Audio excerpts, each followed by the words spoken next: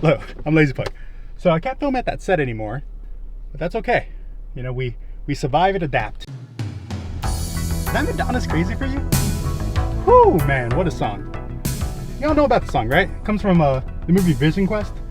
Classic movie, but I associate it more with the movie 13 Going on 30. I know none of you have seen that. I know a bunch of film bros watch my content, but yeah, it's still a good movie. Crazy for you.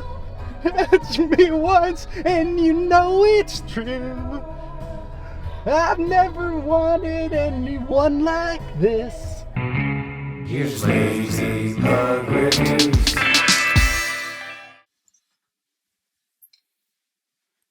New studio. The owner of the previous place installed new security cameras, so I'm not allowed to film there anymore. But I take advantage of stuff. So this is the new place, my humble abode. Anyways, hello, I am Lazypug, and I think 13 Going on 30 is one of the great rom-coms of the early 2000s, which I like to think of as like the last hurrah of studio romantic comedies before Judd Apatow killed the genre.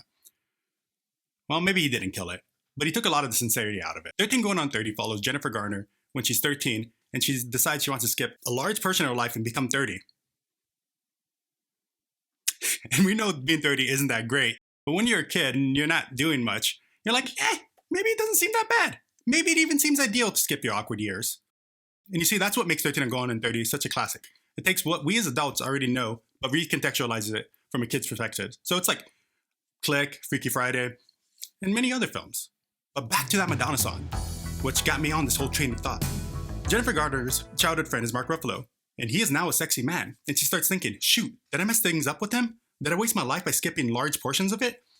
And ultimately, that's what the movie's about, right? It's about realizing that life can't be given back. You can't just turn back time.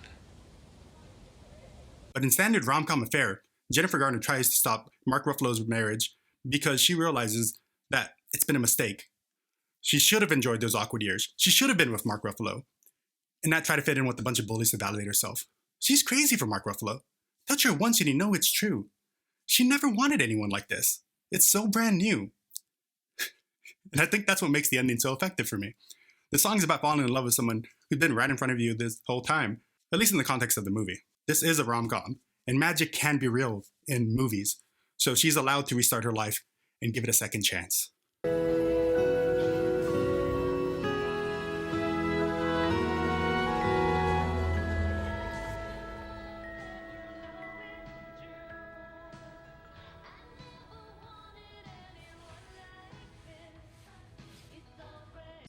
Man, who doesn't love rom-coms? Oh yeah, everyone. Rom-coms when I was growing up were labeled chick flicks or guilty pleasures. I was even watching an Emma Stone interview recently, and she said her guilty pleasures were Nancy Meyers films. And I get it. They aren't serious like, say, The King's Speech. But if movies like Die Hard or Inception can be taken seriously by film culture, then I ask, why not rom-coms? Sure, they're generic and formulaic, but isn't that just Hollywood? With today's video, I'm going to be talking a bit about 3 different rom-coms from 3 wildly different eras of Hollywood, and how each era not only kept with the genre norms, but also expanded and shaped those tropes for the culture at the time. The first movie I'll be looking at is the modern example I chose, the 2018 Netflix film, Set It Up. I know what you're saying, Set It Up? Netflix? Do people even watch Netflix movies? I thought you put them on in the background as you wash dishes, or you cook, or you clean, or play video games even. And yeah, all that's true, but I do feel like modern rom-coms have been regulated to streamers, and I wanted to pick a traditional looking rom-com to examine and see how much is really left in today's movies. It doesn't take a film scholar to know all great rom-coms start with a meet cute. Heck, watch enough rom-coms and they will tell you as much. Set It Up is fun because the 2 leads are in a way making their own meet cute for their bosses. Let's back up. I guess I should explain what Set It Up is. Set It Up is a film directed by Claire Scanlon, starring Glenn Powell and Joey Deutsch as your romantic leads. They both work really lame jobs where they're overworked and underpaid and kind of demoralized every day by their bosses. They decide the best way to fix their issues is by setting their bosses up. And it's all very cute.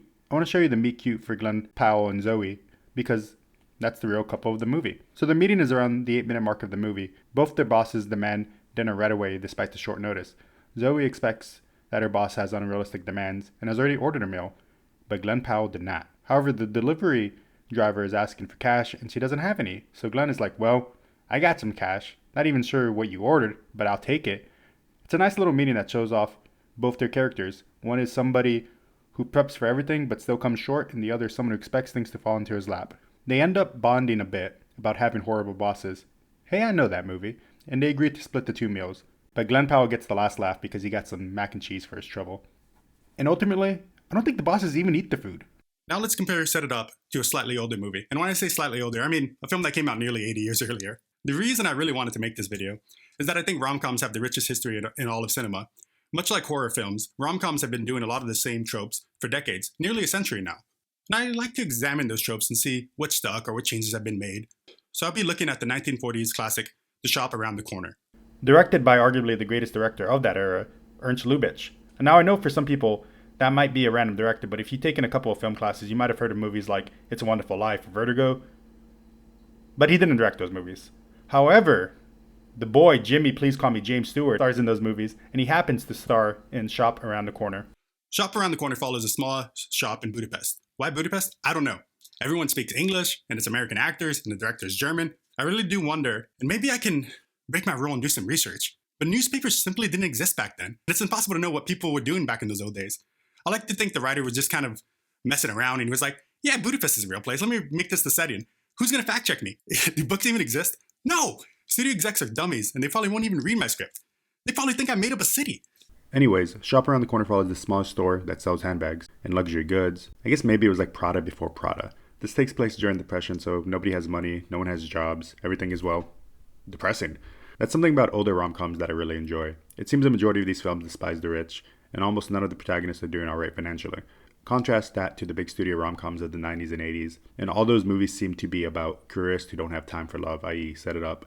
This small shop isn't doing alright, and is visited by Miss Novak, who is hoping to get a job.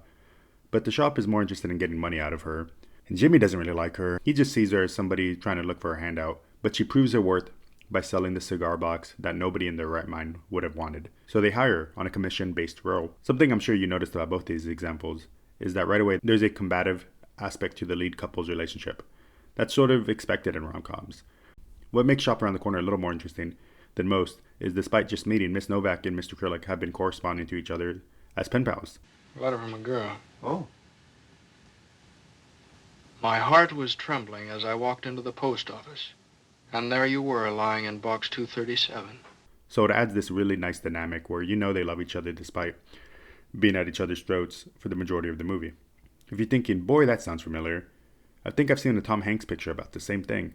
Well, this later got remade into the AOL-based movie called You Got Mail, which should be the third film I talk about today if I had any logic or reason behind my videos. But I don't. The last film I do want to talk about, however, is an Nora Ephron movie. I want to talk about Sleepless in Seattle because that movie slaps. It slaps so much. I want to give it some flowers because it breaks every single rom-com convention, but somehow hits all the same beats, and I love that. I can't even properly show you the meet cute because it doesn't happen until the end. Like, what? That's crazy. Like, I read some reviews that people think Meg Ryan in Sleepless in Seattle is insane because of the depth she goes to find Tom Hanks. If you watch movies strictly logically, I can see that argument. However, movies aren't real. So I like the plot device that Meg Ryan falls in love with the man on the radio. It's sweet. Even if she has a fiance. Wait. And Set It Up, I think Glenn Powell is also in a serious relationship. I guess if you think about it, Shop Around the Corner, Krillick and Miss Novak both think they're in love with someone else. But they fall in love with each other in the shop. Look, these movies aren't reflections in real life. And if you strive for that in your relationship, chances are you have a bad relationship. They're entertainment. And in some ways, these moral gray areas just enhance the story. So let my girl Meg Ryan cook. And by cook, I mean stalk, cheat, dox, and find herself a nice dude like Tom Hanks. Because that's what she deserves. Look, if you're still on the fence about these problematic things Meg Ryan does in Sleepless in Seattle, just remember, in 13 Going on 30, Jennifer Garner literally bends the fabric of time to stop Mark Ruffalo's character from getting married. The next big thing all rom-coms do is that there's a misunderstanding that breaks up the character, or at least makes the relationship seem in jeopardy. In Shop Around the Corner, it's actually a pretty heartbreaking scene because Krillick realizes that Novak is his pen pal, who he's been madly in love with and wants to be with. But she still sees him as her annoying coworker that doesn't seem to have much in the way of intelligence. And despite Jimmy Stewart being such an a-hole throughout the film, you do feel bad that she verbally undresses him. I guess that's partly because Jimmy Stewart is such a great actor. You do feel his insecurities at the moment. He doesn't have much to offer someone like Miss Novak. I have to laugh when I think of you calling me an old maid. You little insignificant clerk. And now I know what you're probably thinking. One, Let's not go back to that Netflix film. And 2, how on earth does Sleepless in Seattle do the big fight when the two characters don't meet till the end? You're pulling my leg, Lazypug. You're a trickster. But I have no tricks. I am but a servant that talks very broadly about movies. Sleepless in Seattle does have a big fight scene, despite Tom Hanks not knowing who Meg Ryan is until the end of the movie. How? Like I said earlier, Meg Ryan stalks Tom Hanks and finds where he lives and who he is, and she wants to talk to the guy. It's simple dialogue. What would the conversation be? Meg Ryan would probably say, "Hey, look, I think you're really cool, and I'm sorry your wife passed away, but I'm here for whatever you want. If that's just being friends, cool, but maybe we can be boyfriends and girlfriends?" And Tom Hanks would be like, "Can I at least have your name?" Meg Ryan's character has hired a private investigator to follow Tom Hanks and finds out he is seeing someone, but she doesn't let that stop her. She still wants to talk to the guy. And when she gets there, she sees he's hanging with his sister. Only she doesn't know that's his sister, and she thinks that's the girl he was seeing. And I think she kind of starts finally realizing that falling for someone who you've never talked to is probably not the best idea. So she kind of gives up. She goes back to her fiance, and that's that. But how does a modern movie do a big fight? So in Set It Up, there's arguably two couples we are watching, the bosses and the assistants. We assume the assistants are going to get together because this is their movie, but both are in relationships, and despite enjoying their time together, they seem to ignore all the signals that both are giving to each other. And the bosses are about to get engaged. So maybe we as an audience are rooting for the wrong couple. But that is until Glenn Powell finds out his boss is still with his ex-wife and isn't sure what to do. So he decides to ignore, because sometimes you gotta let sleeping dogs lie. But Zoe kind of likes her boss, despite her boss being the worst, and starts to feel bad that she's supporting a sham wedding for her own gain. So the big fight is about whether they should tell Lucy Liu the truth about her fiance. And during the fight, Joey's like, "Shoot, if this guy's willing to lie for his boss, he probably isn't boyfriend material for me." And Glenn Powell is like, "Dang, this girl still believes in love. What a fool. And also try writing a little bit, you hack." He does get oddly personal at the end there. Not quite as bad as Miss Novak. He really did cut deep there. Have you actually written anything with all this free time we have? Anything? You actually finish one article, you just keep planning to. I think you'd rather run around getting Kirsten coffee than actually sit down and write something and find out you suck. So they have a typical type of fight. In a way, despite being the newest entry of these three, I do feel maybe this one is the most formulaic overall. Like, I think Shop Around the Corner, which is a way older movie, it doesn't do the standard rom-com stuff you would expect, which is why I think Noah Ephron remade this movie decades later. I also find it interesting how both Shop Around the Corner and Set It Up are workplace rom-coms. I mean, Sleepless in Seattle is also about a career woman, but that's almost secondary. Set It Up and Shop Around the Corner both have these bosses that put unneeded pressure at their employees, which is why I find the ending for the boss in Shop Around the Corner so deserved. But he does realize that his workers do try their best, and they deserve everything they ask for. And when he goes to eat with the youngest worker, it's a sweet moment that's hardly seen in modern rom-coms, because side characters are never given proper arcs, in my opinion. Rudy, do you like chicken noodle soup? I certainly do, Mr. Marichek. Cucumber salad with sour cream. Oh, Mr. Marichek. And then a double order of apple strudel with vanilla sauce. Sounds wonderful. Yes, well, you're going to have it, Rudy. Come on, here, taxi. Like, compare that to Set It Up, where Lucy Liu's character is just dumps her cheating fiance, but really, what does she learn? That she doesn't need a man, but wasn't that who she was at the start of the movie? Like, I don't know. I get that she apologizes to our lead protagonist, and she learns that her work has had an impact, but I don't know if she actually changed outside of her relationship with her assistant, who she fired because she wanted to give a heads up about her cheating fiance. I don't know. I just like that Shop Around the Corner takes its time to really develop these characters so they're given proper endings despite not being the leads of the movie. Something about that director, you know? And that Lubitsch, you know? He really does have a certain touch. So the last thing that makes a rom-com work is the get-together. It's a game of edging that you gotta play just right. That's why I get bored of some TV shows that have a will day, won't day aspect, because it has to carry on for seasons. And I get bored easily. I have ADHD. I think movies just do it better because a love story should be its own self-contained thing. I started this video talking about 13 Going on 30, and I think that film has the best get-together I've seen because it's truly tragic that these two don't end up together. I think that's why the song hits me so hard. It's because when it cuts to Mark Ruffalo and Jennifer Garner's wedding, you know this is what should happen. And it probably shouldn't have happened, but this is a movie. I think that's why Sleepless in Seattle is very effective as well. It takes an unbelievable premise that these two can fall in love at first sight, but you don't even doubt it when they meet. Set It Up also waits till the last minute to get the couple together. The two leads must work on themselves to get each other. Zoe Deutsch must realize that to be a writer, she has to write and unplug a little bit. And Glenn Powell has to realize there's more to life than some BS corporate ladder he has to climb. Ultimately, what Set It Up, the movie is just as much about working on yourself and setting up proper boundaries with your bosses than it is a love story. It's also fun because the meet cute is set up by the assistants and the ending embrace is set up by Kristen Harper's boss. It's a nice little bow on a story like this. But I'm not entirely sure if that's sexy or flirtatious at all. Set it up as a fun and romantic, but it's missing a little bit of the sexual intention in that last bit, at least in my opinion. I want to talk about the ending get-together from Shop Around the Corner. Now, Shop Around the Corner has these two characters who barely like each other or understand each other, but they are obviously attracted to each other. So when Miss Novak tells Jimmy Stewart, "You could have swept me off my feet," we're like, whoa, boy, things are getting a little steamy. Oh, in those first few weeks, there were moments in the stockroom when you could have swept me off my feet. I also think Jimmy Stewart carries so much desire in this role that you can tell how much his character enjoys just being near Miss Novak. There's an understanding between the both of them that they want to make whoopee, but they're still playing the game that they're with other people. I also enjoy Acrylic is just needling her, telling her boyfriend's jobless, has a funny last name, and he's fat. He's a real downer of a dude. It's so delightful how Acrylic even dunks on himself and admits that he stole a lot of his best lines from books. A man and a woman blended as angels. Heaven itself. That's Victor Hugo. He stole that. That's why I think this movie is such a nice pairing of Sleepless in Seattle, because these two characters fall in love with the fabrication that they've created for each other. When Jimmy Stewart finally comes forward with the truth, it's so wonderful. I love the way the close-ups look in older movies, with the soft focus and that certain lighting from black and white movies. It makes love seem as easy as breathing. Also, showing off your socks on a first date, that's a flex. How do you do a get-together and a meet-cute all in one scene? What does Sleepless in Seattle do?